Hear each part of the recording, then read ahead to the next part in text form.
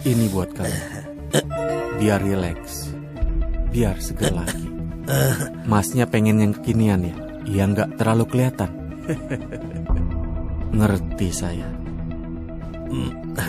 Nggak mas. Mau terusun. Makasih. Atau ini. Nggak bisa nolak kalau udah bentuknya kue. Enak kok, bisa bikin badan jadi segar. Ada piye ya. Tapi ya wis lah. Pas banget ini mumpung badan lagi pengen yang seger-seger ya. Nggak apa-apa lah. Icip dikit. Jangan, Jalwo. Ini kenapa toh? Lepasin, Wo. Dit, Bang Jarwo kenapa, Dit? Kalau sama yang belum kenal, kita harus hati-hati.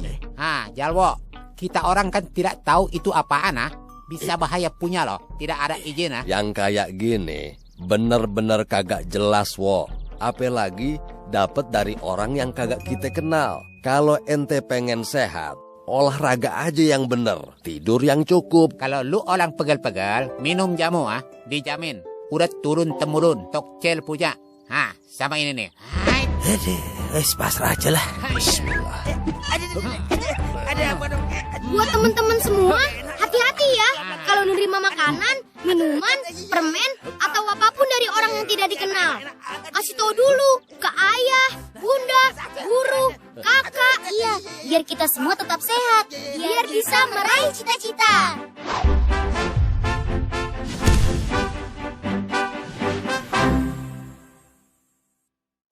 Halo, bertemu lagi dengan saya. Dalam video kali ini, saya akan membahas tentang nafsa. Apa itu nafsa? Nafsa, narkotika, psikotropika, dan zat adiktif adalah bahan yang bila masuk ke dalam tubuh, terutama otak, dapat menyebabkan gangguan kesehatan fisik, psikis, dan fungsi sosialnya karena terjadi kebiasaan, ketagihan, serta ketergantungan. Jenis-jenis nafsa. Narkotika golongan pertama, paling berbahaya, contohnya ganja, heroin, kokain, morfin, opium, dan lain-lain. Narkotika golongan 2, memiliki daya aktif kuat tetapi bermanfaat untuk pengobatan dan penelitian. Contohnya, benzetidin dan beta-metadol. Narkotika golongan ketiga, memiliki daya adiktif ringan, bermanfaat untuk pengobatan, contohnya kodein. Psikotropika golongan pertama, psikotropika dengan daya adiktif yang sangat kuat, belum diketahui manfaatnya untuk pengobatan dan sedang diteliti khasiatnya, contohnya ekstasi, STP, dan LSD. Psikotropika golongan kedua, daya adiktif kuat serta berguna untuk pengobatan dan penelitian, contohnya anamfetamin, metamfetamin, dan metaqualon. Psikotropika golongan ketiga, daya adiktif sedang, serta berguna untuk pengobatan dan penelitian. Contohnya Lumibal, Buprenorphina, dan Flunitrazepam. Psikotropika golongan 4, daya adiktif ringan. Contohnya nitrazepam meliputi dumoloid dan megadon, dan diazepam.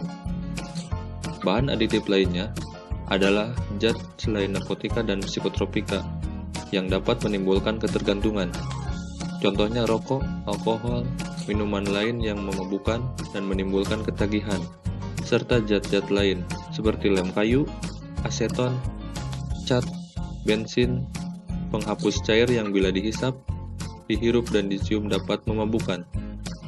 Dampak negatif penyalahgunaan nafsa. Dampak fisik. Gangguan pada sistem syaraf seperti kejang-kejang, halusinasi, gangguan kesadaran, dan kerusakan syaraf tepi.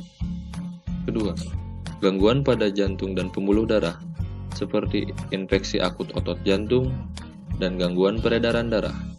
Ketiga, gangguan pada kulit seperti nanahan, alergi, dan eksim.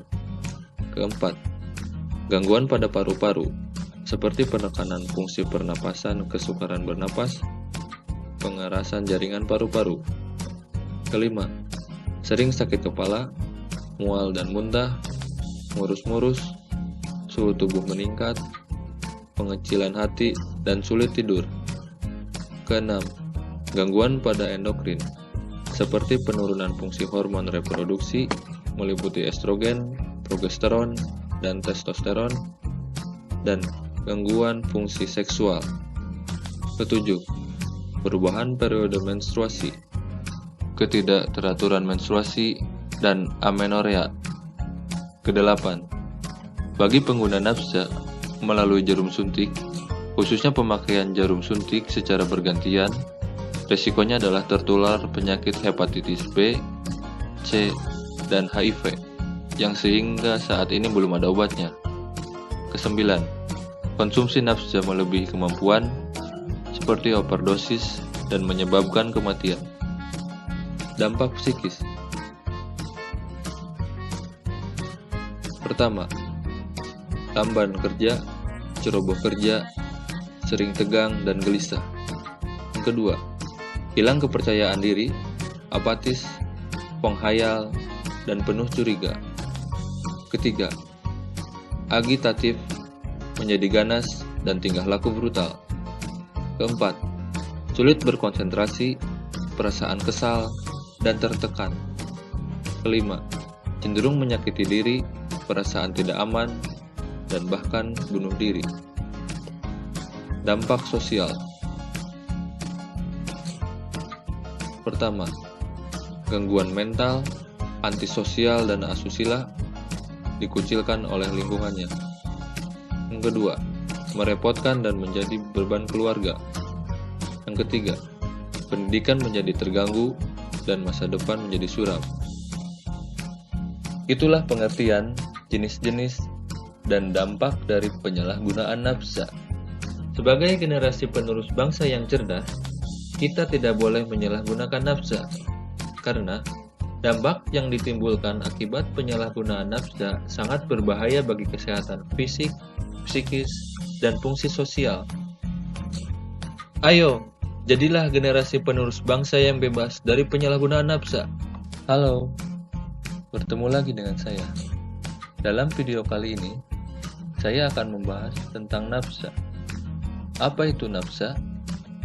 Nafsa, narkotika, psikotropika, dan zat adiktif adalah bahan yang bila masuk ke dalam tubuh, terutama otak, dapat menyebabkan gangguan kesehatan fisik, psikis, dan fungsi sosialnya karena terjadi kebiasaan, ketagihan, serta ketergantungan. Jenis-jenis nafsa. Narkotika golongan pertama, paling berbahaya, contohnya ganja, heroin, kokain, morfin, opium, dan lain-lain. Narkotika golongan 2, memiliki daya aktif kuat tetapi bermanfaat untuk pengobatan dan penelitian. Contohnya, benzetidin, dan beta-metadol. Narkotika golongan ketiga memiliki daya adiktif ringan, bermanfaat untuk pengobatan, contohnya kodein. Psikotropika golongan pertama.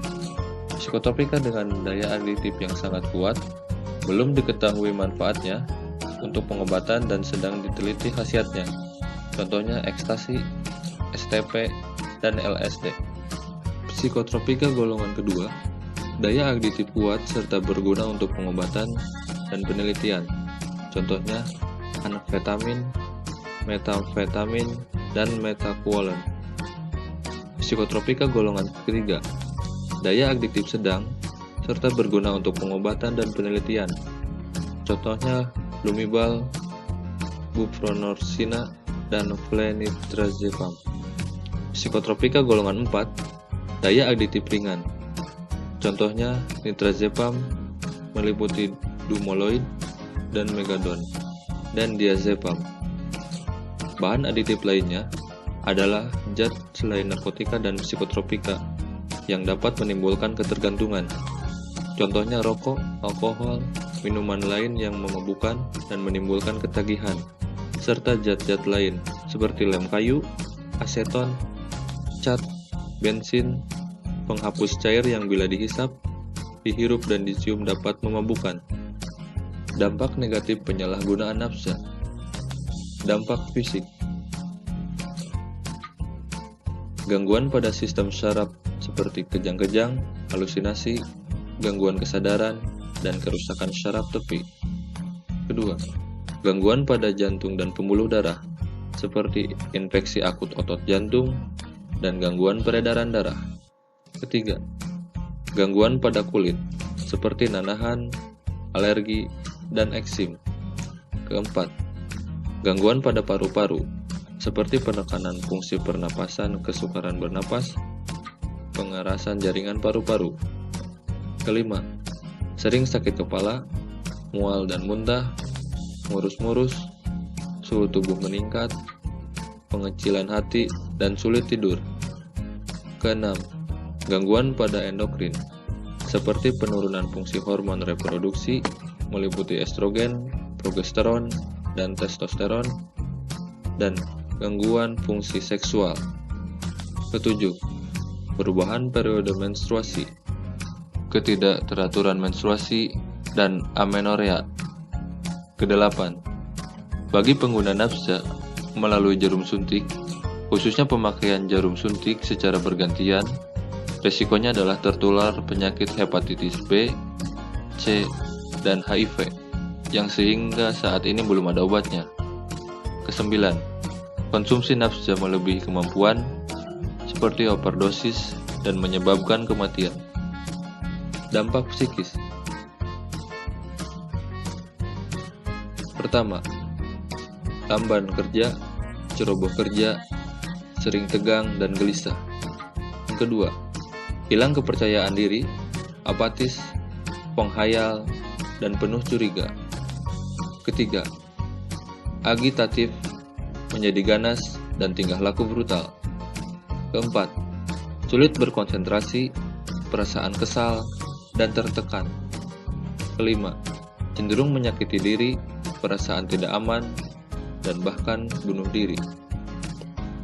Dampak sosial. Pertama, gangguan mental, antisosial dan asusila, dikucilkan oleh lingkungannya. Yang kedua, merepotkan dan menjadi beban keluarga. Yang ketiga, pendidikan menjadi terganggu dan masa depan menjadi suram. Itulah pengertian, jenis-jenis, dan dampak dari penyalahgunaan nafsa. Sebagai generasi penerus bangsa yang cerdas, kita tidak boleh menyalahgunakan nafsa, karena dampak yang ditimbulkan akibat penyalahgunaan nafsa sangat berbahaya bagi kesehatan fisik, psikis, dan fungsi sosial. Ayo, jadilah generasi penerus bangsa yang bebas dari penyalahgunaan nafsa.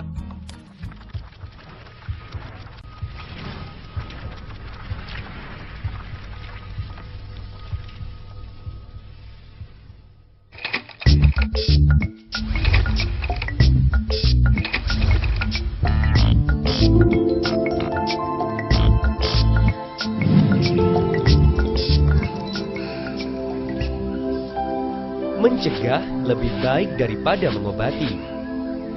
Pencegahan penyalahgunaan narkoba dilakukan untuk memastikan perkembangan anak-anak berlangsung secara sehat dan aman, agar mereka dapat mewujudkan bakat serta potensi mereka dan bermanfaat bagi keluarga, masyarakat, maupun negara. Anak-anak yang memasuki dunia sekolah akan beradaptasi dengan lingkungan baru. Ketika lulus sekolah dasar, ada masa transisi ke SMP dan kemudian ke SMA. Tiap tahap maka akan berbeda pula lingkungannya, sehingga anak harus selalu melalui proses adaptasi baik sosial, psikologi, dan pendidikan. Semakin besar pertumbuhan hingga lanjut perguruan tinggi, maka anak akan semakin jauh dari orang tua, atau dapat dikatakan kurang mendapat pengawasan dari orang tuanya. Tidak hanya itu, terkadang permasalahan di rumah seperti pola komunikasi yang tidak efektif di dalam keluarga juga akan membangkitkan sikap penolakan anak terhadap aturan yang sudah dibuat. Terjadinya kekerasan hingga perceraian orang tua dan kerap pindah domisili harus dihadapi oleh para anak-anak tersebut. Di saat bersamaan, mereka juga dapat menghadapi situasi peredaran narkoba yang marak terjadi di lingkungan sekolah, bahkan teman mereka sendiri yang menggunakan narkoba. Hal tersebut merupakan faktor resiko bagi seorang anak rentan terhadap penyalahgunaan narkoba. Sekolah dan perguruan tinggi juga terkadang menggunakan metode mengajar yang bersifat pasif, sehingga tidak ada kedekatan secara emosional antara kedua pihak tersebut. Adanya jarak serta kebutuhan yang tidak terpenuhi tersebut juga menjadi faktor resiko bagi para pelajar dan mahasiswa menjadi rentan menyalahgunakan narkoba. Semua faktor resiko tersebut dapat dicegah dengan berbagai macam cara. Orang tua yang menjalani pola hidup sehat dan aman, serta selalu dekat dengan anak, dapat menciptakan suasana kehangatan dan saling percaya di antara anggota keluarga. Tidak hanya itu, orang tua yang tetap memantau kegiatan anaknya dan dapat menerapkan disiplin di dalam keluarga secara konsisten dan efektif dapat membantu seorang anak memiliki kepribadian yang kuat untuk mencegah penyalahgunaan narkoba. Orang tua juga dapat menerapkan pola komunikasi tentang pentingnya keluarga sehat, serta menyempatkan waktu untuk anak dan keluarga. Berikan dukungan kepada anak baik kognitif, emosional, sosial, dan keuangan, mampu memecahkan dan menyelesaikan masalah keluarga, dan mau menolong anak untuk meraih impian dan tujuan hidup mereka. Tidak hanya itu, para pelajar dan mahasiswa juga bisa mengikuti berbagai program pelatihan keterampilan pencegahan yang fokus agar mereka mampu mengontrol dirinya, agar dapat membantu dan meningkatkan kesadaran emosional, serta mampu berkomunikasi dan memecahkan masalah sosial yang sedang dihadapinya. Jauhi dan lindungi keluarga kita dari keganasan narkoba. Mari berjuang bersama Badan Narkotika Nasional guna menyelamatkan masa depan bangsa. Kami mengajak setiap anak dan orang tua, pelajar dan pengajar untuk tidak berdiam diri, untuk tidak bersikap apatis. Kenali, peduli, dan dekati, karena satu nyawa terlalu berharga untuk disia-siakan, dan 1000 nyawa masih belum cukup untuk kita selamatkan. Jangan pernah berhenti, terus gapai harapan baru yang lebih baik demi Indonesia bebas narkoba.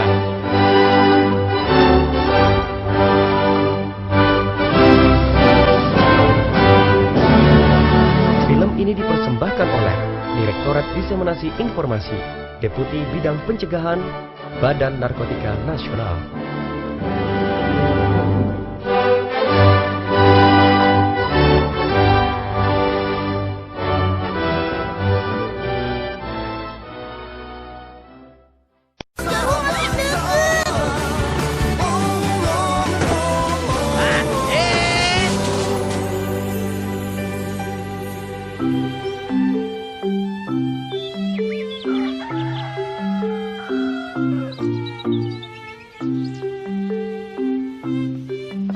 Assalamualaikum.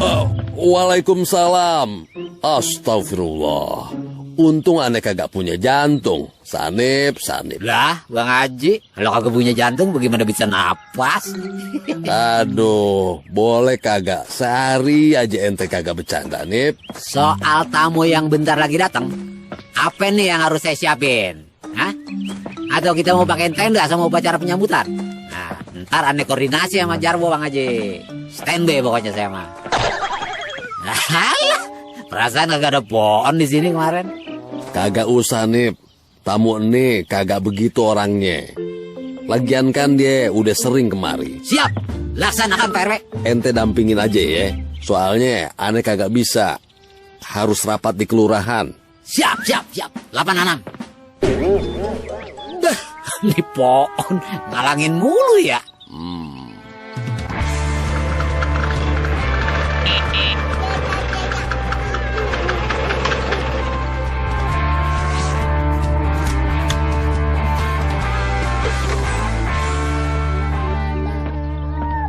Assalamualaikum. Waalaikumsalam, Bang. Wih, makin gagah aja nih, Bang. Iya dong. Kalau jadi pejuang harus gagah. Kamu masih pelupa, Sur? Alhamdulillah. Cuma lupa bawa dompet aja, Bang. Iya, Bun. Maaf. Kalau sama teman lama, kau tak lupa kan? Wah, kawan Anas. Ya jelas ingat dong. Kawan lama sudah kayak saudara. Sebentar. Adit mana? Aku kesini cuma mau pamer sama dia. Kalau omnya punya gadget yang canggih. Gak sabar aku ketemu sama dia. Anak-anak sudah menunggu itu di taman kompleks seperti biasa. Mereka sudah siap dengar cerita lagi dari kau. Ya sudah, aku ke taman dulu deh. Tapi jangan lama-lama ya. Saya udah masak makanan kesukaan Abang. Nanti kita sama-sama makan bareng anak-anak juga, Bang. Ya Mir, nanti aku balik lagi ke sini.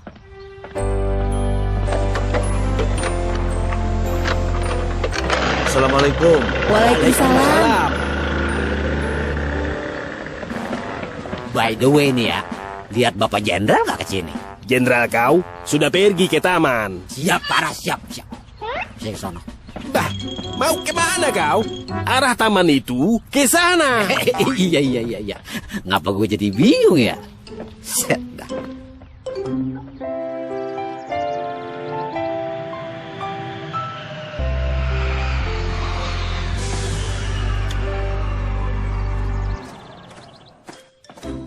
Assalamualaikum Adit. Waalaikumsalam, Om Buas. Wah, anak-anak di sini makin sehat-sehat saja ya. Hebat kalian. Pade Buas, cerita lagi dong. Kalau Pade Buas cerita, Ucup senang. Seru. Hari ini Om Buas gak akan cerita. Ya, nggak seru ah. Eits, tapi Om punya kejutan untuk kalian.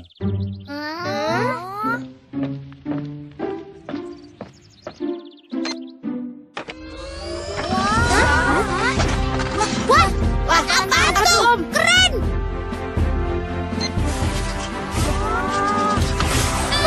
Astagfirullah, apaan tuh Kak Adit? Nggak tahu, Cup. Kak Adit juga baru lihat.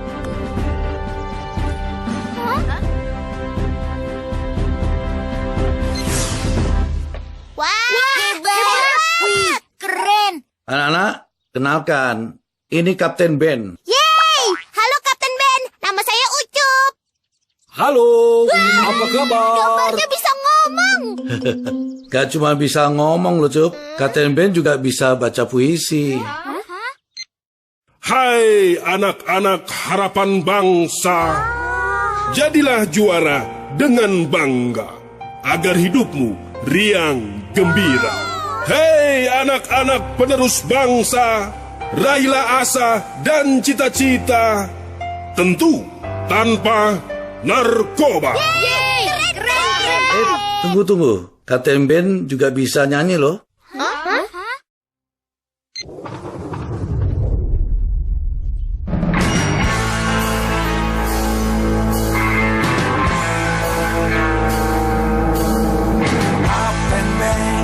Kapten Ben, kaulah pahlawan sang penumpas narkoba.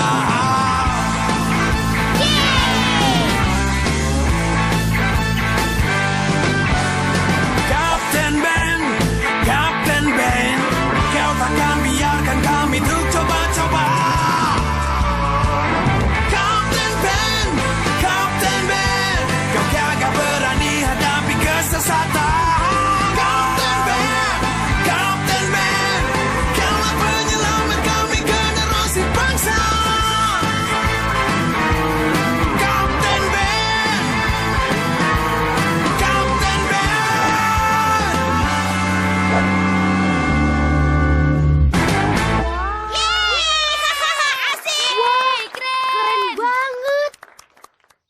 Waduh, hampir lupa.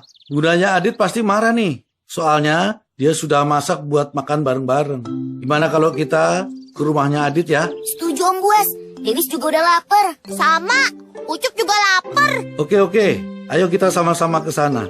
Lagian sudah mendung gini, mau hujan. Jadi anak Indonesia harus pintar, sehat. Karena menyangkut generasi yang akan datang. Kalian semua harus saling menjaga ya. Yeay, makan. Ayo makan. Kita makan. Iya, Cup. Kita makan. Iya, Cup. Kamu boleh makan yang banyak deh di rumah Kak Adit. Asik.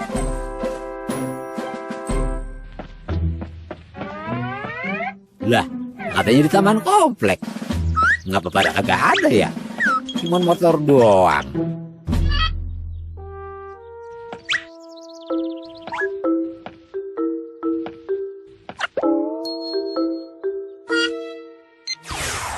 Halo, saya Kapten Ben. Ada Han.